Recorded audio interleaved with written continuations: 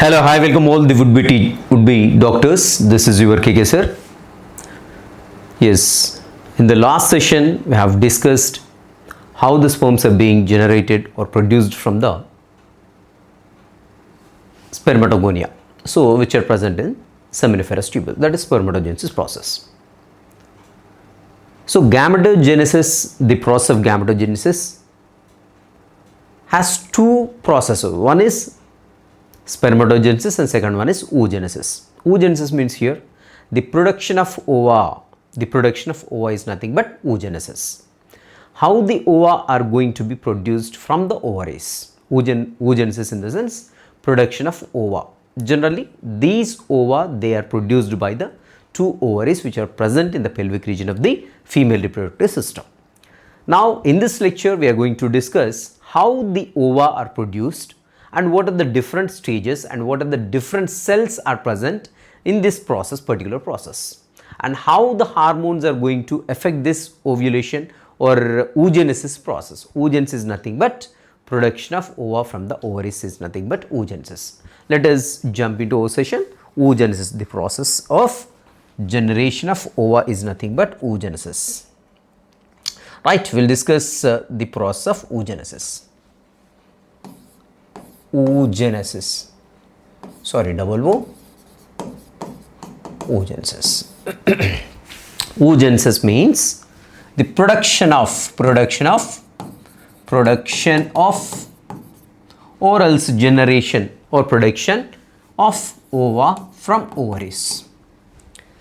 So this particular process, whatever the oogenesis process there, this particular process is initiated at what stage? Is it puberty stage? Is it puberty stage or is it the childhood stage? What is the stage when this particular process is being initiated? This particular oogenesis process is initiated in embryonic stage. Remind this one, once this question was asked, the oogenesis process is initiated in the embryonic stage. In the female baby ovaries or else in the fetal baby ovaries, the oogenesis process takes place, right?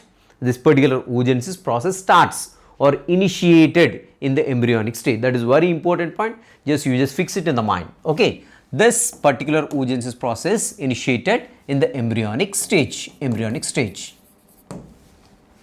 And here, once the oogonia, the cells which are responsible for formation of ova are oogonia. So these are known as in the seminiferous tubules we have seen spermatogonia were there, right? They were male germ cells. These are female germ mother cells. We can say these are female germ mother cells. So generally these are in diploid state, right? Oogonia are in diploid state. Whatever the oogonia are formed, that will be ended up to the childbirth only. After the birth, remain this point. So keep it in this point in your minds. One is this one. What is this? Oogonia are not, in the sense, no oogonia are formed after the birth.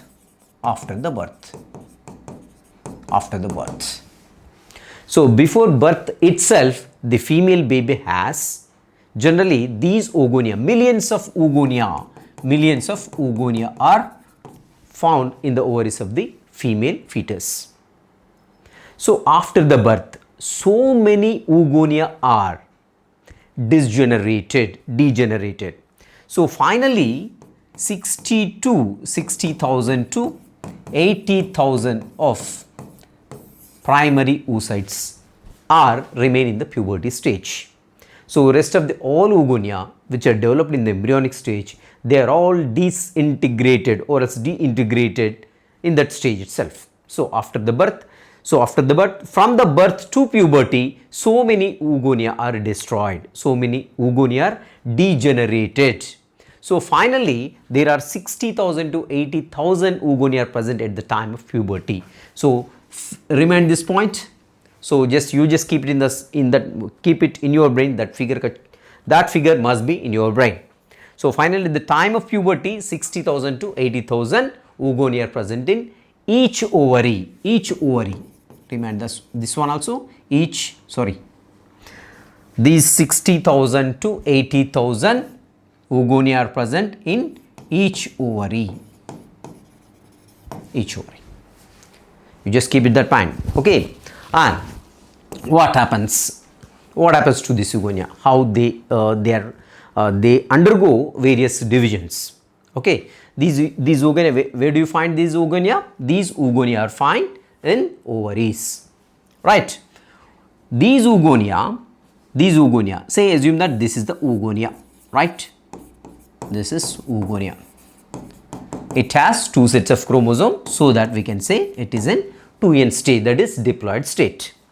Now this oogonia undergo meiotic division. The meiotic division initiated in the oogonia, but this particular meiotic division is arrested at the prophase 1 stage. Okay. The oogonia which are arrested in prophase 1 stage, they are called as primary oocytes. These are known as primary oocytes. These primary oocytes also in diploid state only, because two sets of chromosomes are present and the nucleus is not divided. It is arrested in the stage of prophase 1. So we have the different stages in meiosis 1 stage, right? Prophase 1 and prophase 1. After that, we have the different stages, right? Metaphase, anaphase, telophase 1. All these stages are there, right?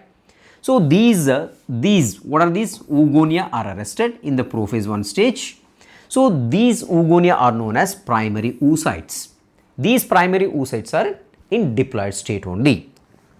Keep it in the mind, fix it in the mind. The cells which are present in the oogenesis stage, you must know that which cells are in diploid state and which cells are in haploid state.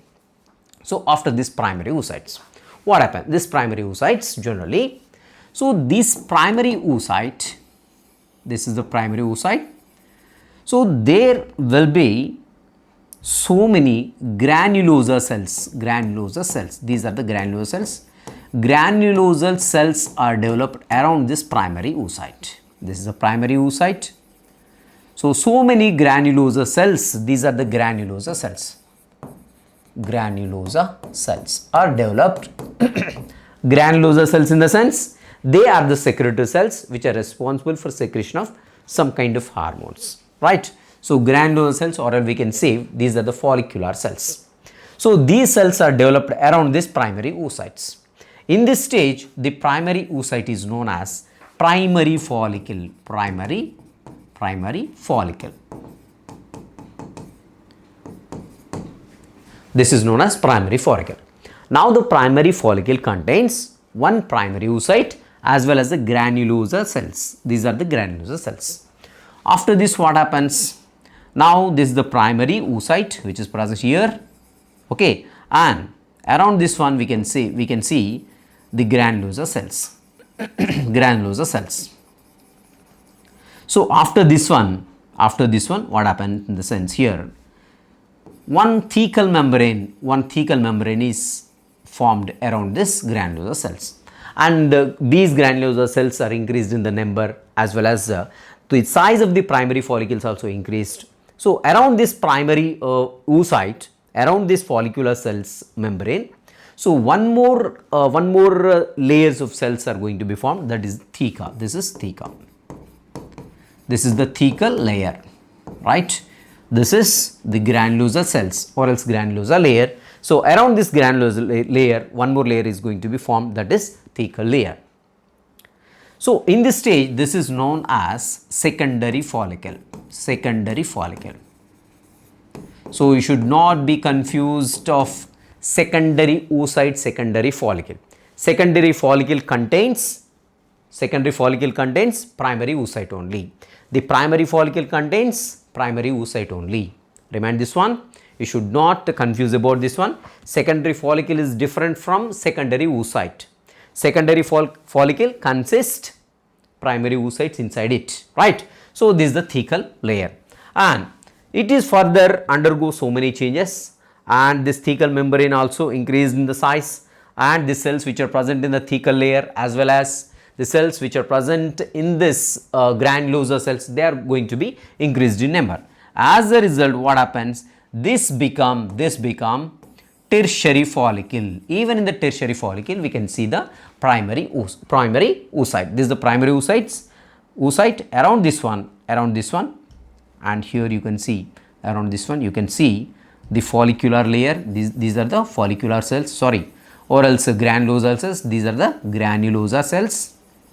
Okay, and above this one, you can see these are the thecal cells. These are the thecal cells, or else theca. This is the theca, right? This is the theca, and around this theca, so theca layer further differentiated into two types of theca. So this is the theca externa. So this is the theca externa, which you can see in the green. This is the theca externa,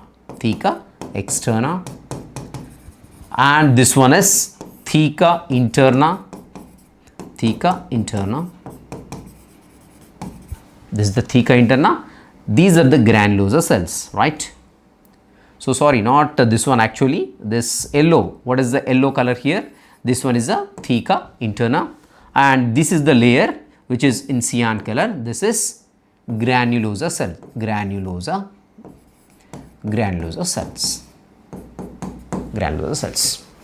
This is the entire structure about the secondary follicle, right? So after some time, this secondary follicle further divided into develop thecal membrane. Into that particular thecal membrane is going to be divided into two. So outermost thecal membrane. So what do you say?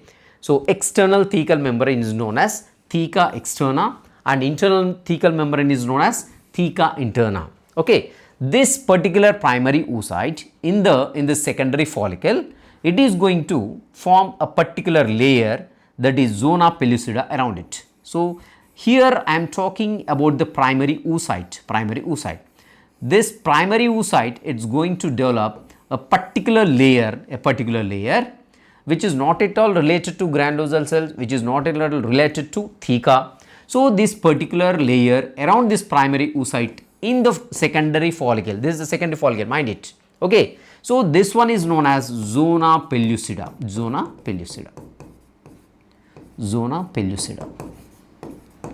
the zona pellucida.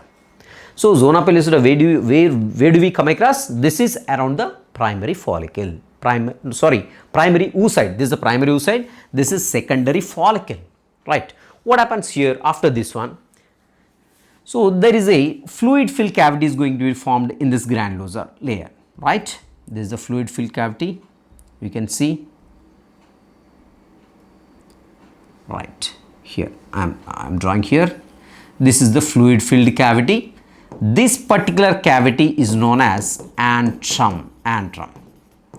So presence of antrum indicates this is tertiary follicle. Now if there is antrum in the granulosa cells, or else if there is antrum around this primary follicle, then that particular stage is known as tertiary follicle. This is tertiary follicle. So how do we find that particular stage is tertiary follicle? In the sense, we can find antrum in the sense it's an empty space. It's an empty space in the granulosa cells, which is filled with the fluid, further this particular antrum is going to be increased in the size. As a result, there is a pressure is going to be created inside, so that this particular tertiary follicle is going to be ruptured and the ovum is released from the particular tertiary follicle. What happens in the tertiary follicle? Let us see. So now we are just discussing what is happening outside, and in what is happening outside of the primary follicle, as well as here the antrum is going to be formed. So just we are discussing this one. What about this one? So which is present inside, that is primary oocyte. Now after this one, what happened?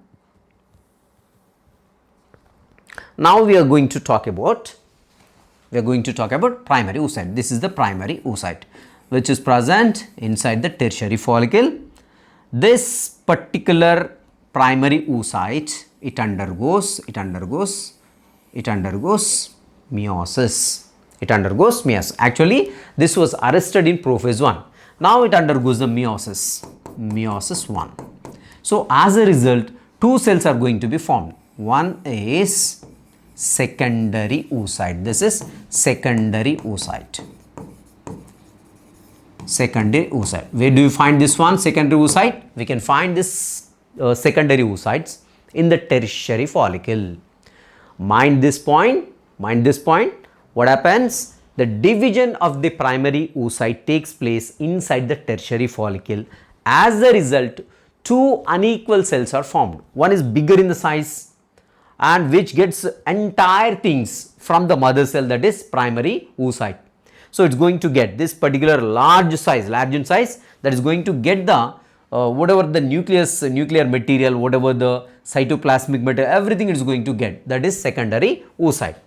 Now, so this is what is this division? This is the meiosis 1 division. As a result, ultimately the chromosomes are going to be reduced to half. Say for example, this is the primary oocyte, it contains 46 number of chromosomes. As a result, after the meiosis 1, we got a secondary oocyte. So it has 23 chromosomes only. Now the secondary oocyte is in haploid state. That means it has only a set of chromosomes are present in the secondary oocyte. In the same way, when we were discussing the spermatogenesis process, there also secondary spermatocyte, the secondary spermatocyte, it has a single set of chromosomes. Here also same fashion, here also the secondary oocytes which is generated by the meiotic division 1. So it has 23. So that is one set of chromosomes are present and one small cell also formed. So this is known as first polar body.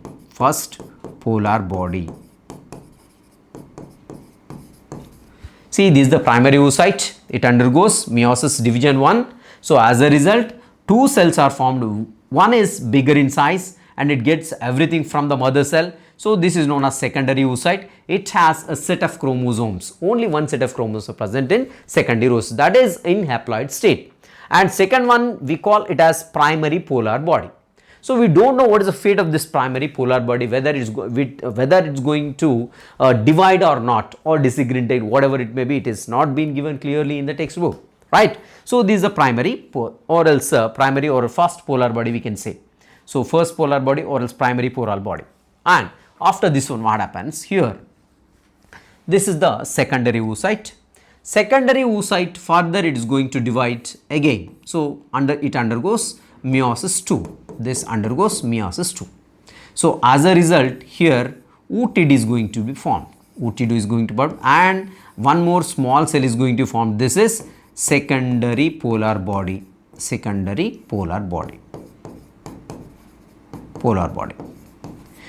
if it undergoes one more division here, so this is also going to form two polar bodies. And but here, if the secondary oocyte here, it is undergoing the meiosis 2. As a result, two cells are going to be formed.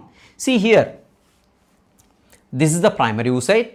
This primary oocyte, after the entire meiosis process, this is a meiosis 1 and this is a meiosis 2. So almost after completion of this entire process, it is going to produce 4 cells, right? These 3 are polar bodies which are not at all useful in the fertilization process. Only this is oocyte. So oocyte further it is going to become ovum. Becomes ovum. So ultimately one oogonia resulting of production of only one ovum. Whereas in the spermatogenesis process, one spermatogonia is responsible for generation of 4 spermatozoa. It is not happening here, right? What happened? This is the primary oocyte which is responsible for generation or production of a single ovum from it, and rest of the 3 cells are polar bodies. They are not at all useful in the fertilization process and further any development or further any genesis, right? So you just keep it in the mind. This is a very important point. So one primary oocyte or else one oogonia is responsible for production of one ovum only. Here in the secondary oocyte stage, what happens? This is the secondary oocyte, right?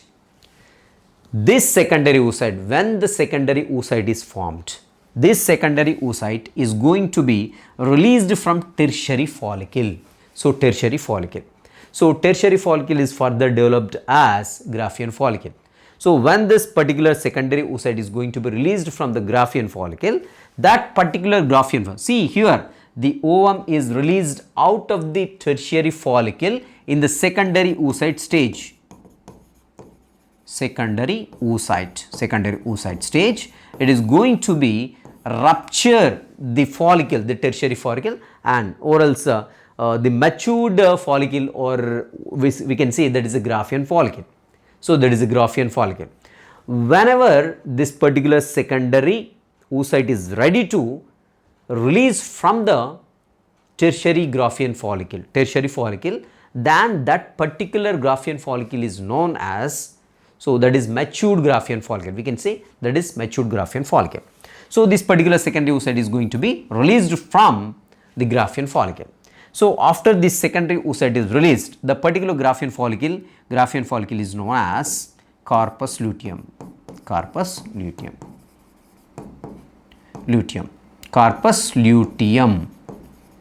Now this corpus luteum is responsible for production of progesterone.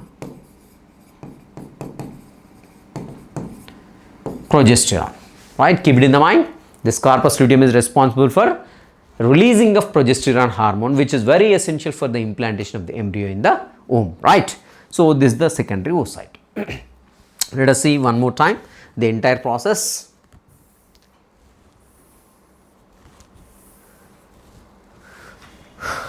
Right, so this is the oogonia. So generally so many oogonia are found in the embryonic stage itself.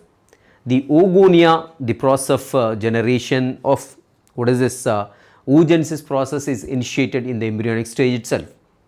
So many oogonia, millions of oogonia are present in the ovaries, but at the time of reaching of puberty, there are only 60,000 to 80,000 active oogonia are present in the each ovary. So totally in the both ovaries, we can find 1,20,000 to 1,60,000 of oogonia are found.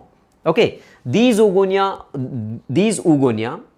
are ready to divide, but they are arrested in prophase 1 stage. At that stage, these oogonia are known as primary oocytes.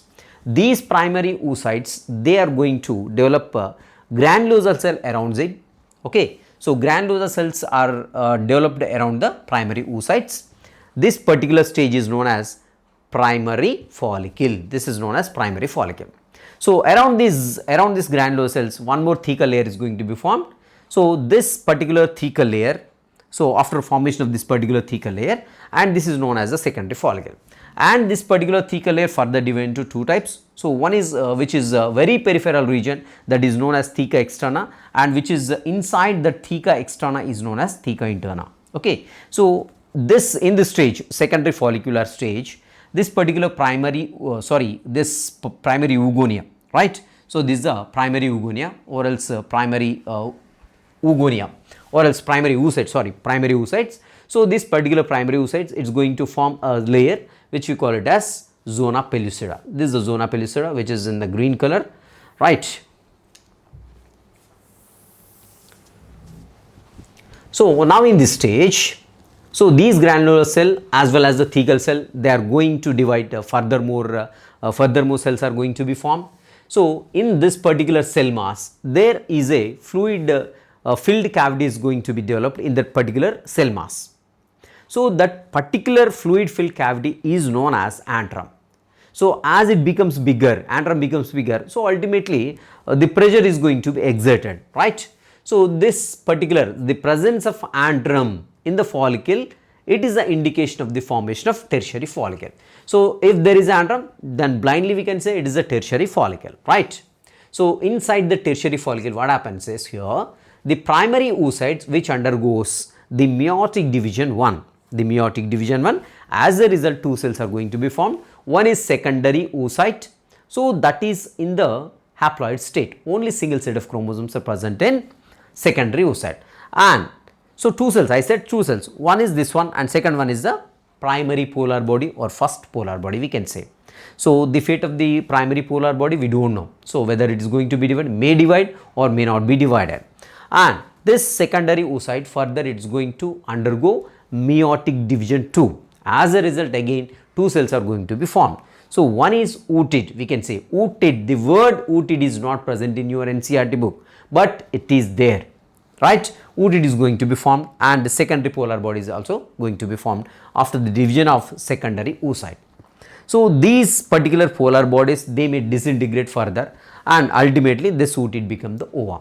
So this ovum is going to be ruptured from the Graafian follicle and Graafian follicle is ruptured and this particular ovum is released out. Okay, so we know that this particular ovum is collected by the fimbriae of the infundibulum of oviductorals fallopian tube. Right, this is what happened, how this finally the ovum is formed, right. So after the rupturing of Graafian follicle, that particular structure, remaining structure is known as corpus luteum, which is responsible for production of progesterone, and this progesterone is useful in implantation of the embryo in the uterus. Right, now let us see the hormonal control. Hormonal control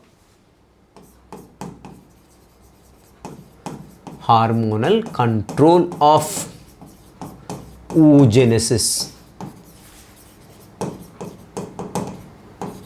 Hormonal control of oogenesis. What happens here? We know that the hypothalamus is responsible. Hypothalamus is responsible for controlling of oogenesis process. Even the hypothalamus itself is going to control the spermatogenesis process also. Already that we have seen in the last lecture, right? Hypothalamus is going to release gonadotropin releasing hormone. These hormones are going to act on anterior lobe of pituitary.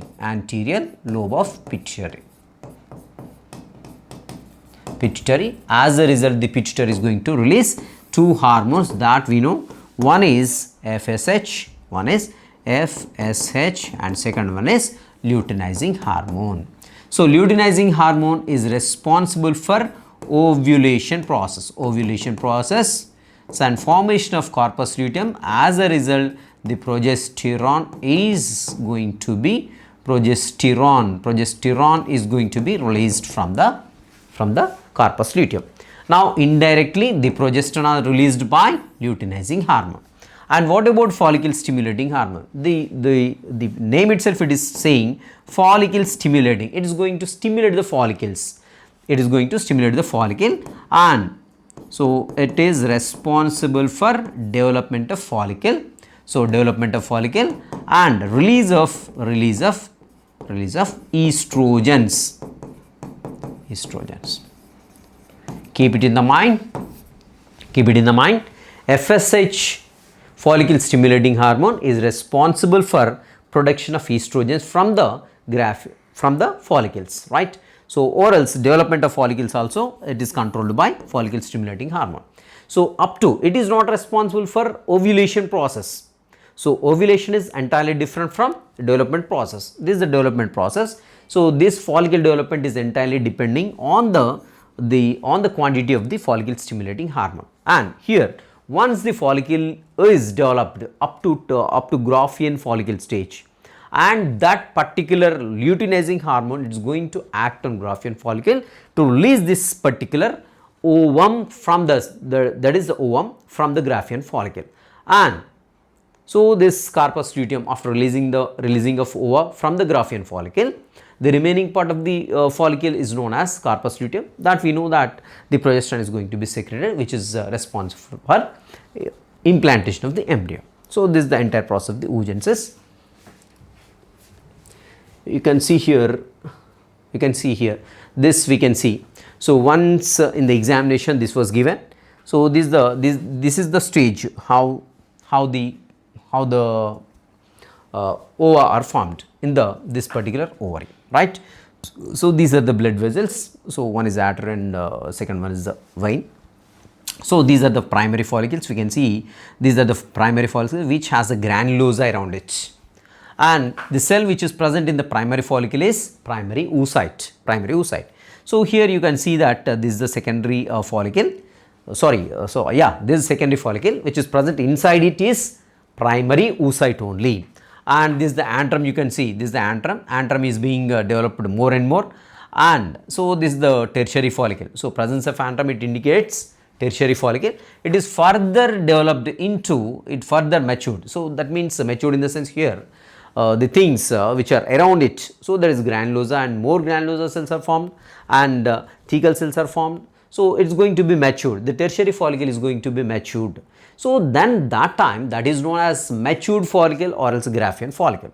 So in the Graafian follicle, we can see antrum is completely, it's going to occupy most and maximum space here. In the Graafian follicle, this particular antrum is going to occupy more and more space. As a result, so this the pressure is going to be exerted inside, so this follicle is going to be ruptured, right? So see here, this is reaching peripheral region. As it is being developed stage by stage, it is reaching to the peripheral region of the ovary, right? So it is reaching like edge of the ovary. So as a result, here the ovulation process takes place. The ovum is released out. So ovum is released out in the stage of secondary oocyte stage. The ovum is going to be released from the Graafian follicle. So after releasing of this ovum from the Graafian follicle, then it is known as carpus luteum. See here, you can see this is the carpus luteum. Once the question was asked, so this diagram has been given in the examination, and he put A something, A, B like this, B like this. So we have to answer. So what I am saying is, whenever you are going through the textbook, so you should not only read the text, so you should read the diagram too. You should read, and you should have a very sound knowledge about the diagrams. So observe each and every inch of the diagram, each and every centimeter, each and every millimeter of the diagram, so that you can know. And whenever you are observing the diagram, you should observe the labeling properly. So what are the stages, different stages, what is this, like this. You should observe each and every inch of the diagram, then only you can answer very easily. Otherwise you are going to do mistake in the examination, so it goes give us negative mark, right? So this is what the complete oogenesis process. In the next session we are going to discuss the questions, the previous questions which were asked in the gametogenesis process, that is in the spermatogenesis process as well as in the oogenesis process, right? We'll meet you in the next session. Till next session, have a great day.